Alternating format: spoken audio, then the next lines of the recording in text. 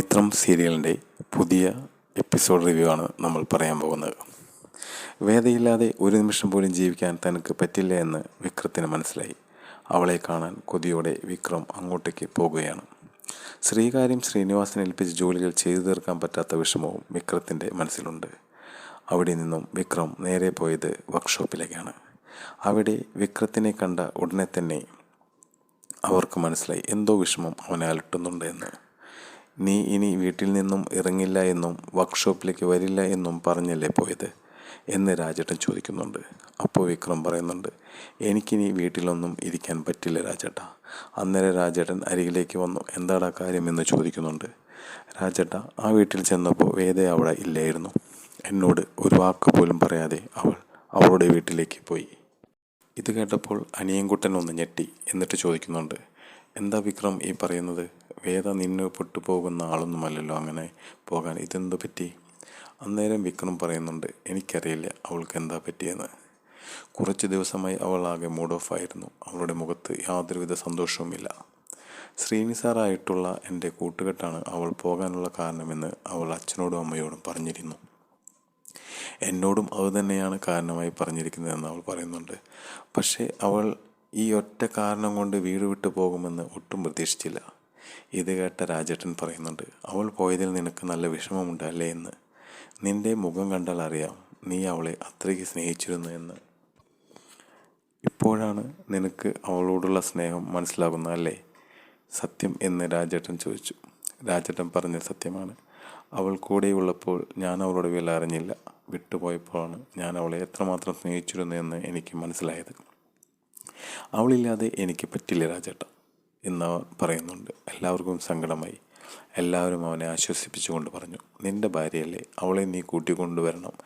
ശ്രീനിയുമായിട്ടുള്ള എല്ലാ ബന്ധവും ഉണ്ടാകില്ല എന്ന് നീ ഇനി പറയണം. ശ്രീനി സാറിനോട് മുഖത്ത് നോക്കി അങ്ങനെയൊന്നും പെട്ടെന്ന് പറയാൻ കഴിയില്ല രാജേട്ട എന്ന് വിക്രം പറയുന്നുണ്ട്. ഞാൻ സാറിനെ നേരിൽ കണ്ട് സംസാരിക്കാൻ നോക്കി, പക്ഷേ പെട്ടെന്നൊന്നും അങ്ങനെ പറയാൻ കഴിയുന്നില്ല. അന്നേരം അനിയൻകുട്ടൻ പറയുന്നുണ്ട്, വേദയുടെ ഭാഗത്തും ന്യായമുണ്ട്. സാറുമായിട്ടുള്ള എല്ലാ ബന്ധം അവസാനിപ്പിച്ചു നിന്നെ തട്ടിയെടുക്കാനാണ് അവൾ നോക്കിയത്. അത് നിന്നോടുള്ള ഇഷ്ടക്കൂടുതൽ കൊണ്ട് തന്നെയാണ്. അതുകൊണ്ട് ഒട്ടും വൈകാതെ നീ സാറുമായിട്ടുള്ള ബന്ധം അവസാനിപ്പിച്ചു എന്ന് വേദയോട് പറയാം. എന്നിട്ട് അവളെ വീട്ടിലേക്ക് കൊണ്ടുവരാം എന്നൊക്കെ അവർ പറയുന്നുണ്ട്. വിക്രം ആ തീരുമാനത്തിൽ തന്നെ ഉറച്ചു നിന്നു. വേദയ്ക്ക് വേണ്ടി ജീവിതം മാറ്റിവെക്കാൻ തയ്യാറായ ഭാവമായിരുന്നു അവൻ്റെ മുഖത്ത്. അതേസമയം വീട്ടിൽ കമലയും ശ്രീജയും വിക്രമിനെ ഓർത്തു ആകെ വിഷമിച്ചു നിൽക്കുകയാണ്. വേദയ്ക്ക് വേണ്ടി എല്ലാം ഉപേക്ഷിക്കാൻ അവൻ തയ്യാറാണ്. പക്ഷേ അത് കാണാൻ അവൾ ഇവിടെ ഇല്ലല്ലോ എന്ന് ശ്രീജ സങ്കടത്തോടെ പറയുന്നുണ്ട്. വേദ വിക്രമിൻ്റെ പുറകെ നടന്നപ്പോൾ അവൻ ഇതൊന്നും കണ്ടില്ല. അവൻ മൈൻഡ് പോലും ചെയ്തില്ല. ഇപ്പോഴത്തെ ഈ അവസ്ഥ കണ്ടില്ലേ എന്നൊക്കെ പറഞ്ഞ് അവൾ സങ്കടപ്പെടുകയാണ്. കമലയ്ക്കും അത് വലിയ സങ്കടമായി. വേദ ഒരിക്കലും ഈ വീട് വിട്ടു പോകുമെന്ന് അവർ ഒരിക്കലും കരുതിയില്ല എന്നവർ പറഞ്ഞു. വിക്രം അവളെ വിടാൻ നോക്കിയപ്പോൾ പോലും അവൾ പിടിച്ചു നിന്നവളാണ്.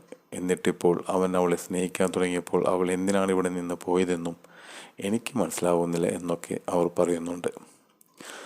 അന്നേരം ശ്രീജ അമ്മയോട് പറയുന്നുണ്ട്, അമ്മേ, ശ്രീജയെ ഒന്ന് ഫോൺ എടുത്ത് വിളിച്ചാലോ? ശരി, വിളിച്ചു നോക്കാമെന്ന് കമലമ്മ പറയുന്നുണ്ട്.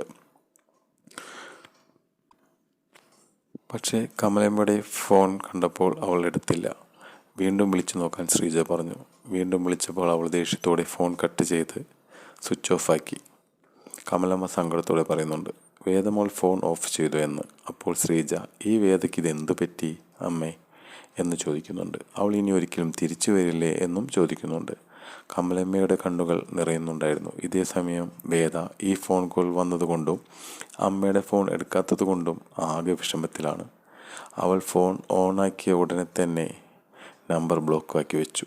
സങ്കടം കൊണ്ട് അവളുടെ കണ്ണുകൾ നിറഞ്ഞു. നേരം ഇരുട്ടിയിട്ടും വിക്രം വീട്ടിലെത്താഞ്ഞിട്ടു കമലമ്മയും ശ്രീജയും വലിയ വിഷമത്തിലിരിക്കുകയാണ്. വളരെ വൈകി വീട്ടിലെത്തിയ വിക്രത്തിനോട് അവർ ചോദിച്ചു, എന്താ മോനെ നീ ഇത്രയ്ക്കും വൈകിയത്? വേഗം കുളിച്ചിട്ട് വാ, അമ്മ ചോറെടുത്ത് വയ്ക്കാം എന്ന് കമലമ്മ പറഞ്ഞു. എനിക്ക് ഒന്നും വേണ്ട അമ്മേ, ഞാൻ പുറത്തുനിന്ന് കഴിച്ചു എന്ന് വിക്രം കള്ളം പറഞ്ഞു. ശ്രീജ പറയുന്നുണ്ട്, നീ വെറുതെ കള്ളം പറയണ്ട, വിക്രം ഒന്നും കഴിച്ചിട്ടില്ലെന്ന് ഞങ്ങൾക്കറിയാം, നീ ഇങ്ങനെ വിഷമിച്ചിരിക്കല്ലേ, അവൾ തിരിച്ചു വരുമെന്നൊക്കെ കമല പറയുന്നുണ്ട്. കമലത്തിൻ്റെ മുഖം കണ്ടിട്ട് സഹിക്കാൻ കഴിയുന്നില്ല. മോൻ പോയി അവളെ ഇങ്ങോട്ട് കൂട്ടിക്കൊണ്ടുവായു എന്നൊക്കെ പറയുന്നുണ്ട്. വിക്രത്തിൻ്റെ കണ്ണ് നിറഞ്ഞുകൊണ്ട് തന്നെ കമലമ്മയോട് പറയുന്നുണ്ട്, അവൾ ഇവിടെ ഉണ്ടായിരുന്നപ്പോൾ എനിക്ക് മനസ്സിലായില്ല അവൾ എൻ്റെ ആരായിരുന്നു എന്ന്. ഇപ്പോൾ പക്ഷേ അവളുടെ ഇഷ്ടം എത്രത്തോളം ഉണ്ടെന്ന് ഞാൻ തിരിച്ചറിഞ്ഞു അമ്മേ. വിക്രം കരയുന്നത് കണ്ടു കമലമ്മ അവനെ കെട്ടിപ്പിടിച്ച് ആശ്വസിപ്പിച്ചു. മുറിയിലേക്ക് പോയ വിക്രമത്തിന് ഉറക്കം പോലും വന്നില്ല. ഓർമ്മകൾ അവനെ വേട്ടയാടിക്കൊണ്ടിരുന്നു. ഉറക്കം വരാതിരുന്നതുകൊണ്ട് അവൻ നേരെ ശ്രീനിസാറിൻ്റെ അവിടേക്ക് പോയി. നേരെ ശ്രീനിസാറിനോട് കാര്യങ്ങൾ പറഞ്ഞു. ഞാനിനി ഇതൊന്നിനുമില്ല. ശ്രീനിസാർ ദേഷ്യത്തോടെ എന്തൊക്കെയോ പറയുന്നുണ്ട്. അത് കഴിഞ്ഞ് അവിടെ നിന്ന് ഉടനെ തന്നെ വിക്രം വേദയുടെ വീട്ടിലേക്ക് പുറപ്പെട്ടു. അവിടെ എത്തിയപ്പോൾ വേദയുടെ അച്ഛൻ അവിടെ പുറത്തു നിൽക്കുന്നുണ്ടായിരുന്നു. ദേഷ്യത്തോടെ നോക്കിയെങ്കിലും അകത്തേക്ക് വിരൽ ചൂണ്ടി കാണിച്ചു. ഉടനെ തന്നെ വിക്രം അകത്തേക്ക് ചെന്നു. അവിടെ ചെന്നപ്പോൾ വേദ ജനലിലൂടെ പുറത്തേക്ക് നോക്കി നിൽക്കുന്നതാണ് കണ്ടത്. നിഴൽ കണ്ടിട്ടാണോ എന്നറിയില്ല, അവൾ പെട്ടെന്ന് തിരിഞ്ഞു നോക്കി വിക്രത്തിനെ കണ്ടു. ഒന്നും മിണ്ടാതെ അവളുടെ കൈകൾ മുറുകെ പിടിച്ചു. എനിക്ക് തെറ്റുപറ്റിപ്പോയി വേദ. ആ വാക്കുകൾ പറയുമ്പോൾ അവൻ ആകെ പതറി. ശ്രീനിസാറായിട്ടുള്ള എല്ലാ ബന്ധവും അവസാനിപ്പിച്ചിട്ടാണ് ഞാൻ വരുന്നത്. എനിക്ക് വേണ്ടത് നിന്നെ മാത്രമാണ്. എൻ്റെ പിടയുന്ന മനസ്സ് നീ മനസ്സിലാക്കണമെന്നൊക്കെ വിക്രം പറയുന്നുണ്ട്. ഈ സമയം വേദ ഒന്നും മിണ്ടുന്നില്ല. പക്ഷേ അവളുടെ പിടുത്തം അവൻ്റെ കൈകളിൽ മുറുകി. വിക്രം അവളുടെ നെറ്റിയിൽ തലോടിക്കൊണ്ടിരുന്നു. പെട്ടെന്ന് അവിടെ നിന്ന് നീയാണ് എൻ്റെ എല്ലാം എന്ന് തിരിച്ചറിയാൻ വൈകി. സങ്കടത്തോടെ വിക്രം പറയുന്നുണ്ട്. പെട്ടെന്നാണ് ശ്രീകാന്ത് തന്നോട് പറഞ്ഞ കാര്യങ്ങൾ വേദയ്ക്ക് ഓർമ്മ വന്നത്. അപ്പോൾ തട്ടിമാറ്റി ദേഷ്യം പോലെ അഭിനയിച്ചു. അപ്പോൾ വിക്രത്തിനെ തട്ടിമാറ്റിക്കൊണ്ട് ദേഷ്യം കാണിച്ചു. അപ്പോൾ വിക്രം വിചാരിക്കുന്നത് വേദയ്ക്ക് ഇതെന്ത് പറ്റി എന്ന്. ഈ മാറ്റത്തിന് കാരണം എന്തൊക്കെ ഒന്നും അറിയില്ല. വിക്രം ആകെ വിഷമത്തോടെ നിന്നു. വളരെ ദേഷ്യത്തോടും മോശപ്പെട്ട രീതിയുമാണ് വേദ വിക്രത്തിനോട് സംസാരിച്ചു കൊണ്ടിരുന്നത്. ഇനി അടുത്ത എപ്പിസോഡിൽ കാണാം.